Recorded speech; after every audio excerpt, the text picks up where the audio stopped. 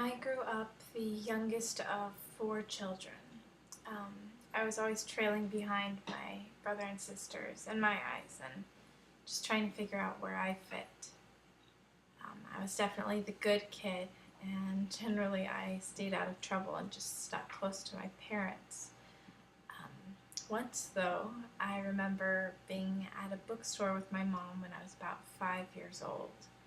My mom and I would come to this bookstore once every 2 weeks or so, most of the time just to look around, but I really loved books a lot.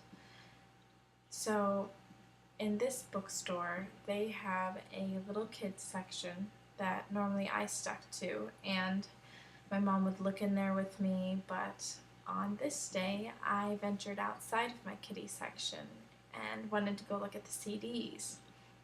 So without saying anything, I made my way to that section while my mom's back was turned.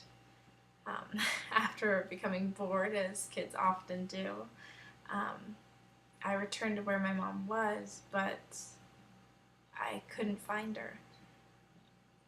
I remember searching for what felt like hours when in reality it was only minutes.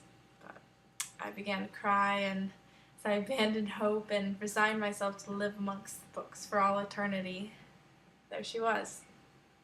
My mom was looking just as frantic as I felt, and she stepped in the aisle and picked me up.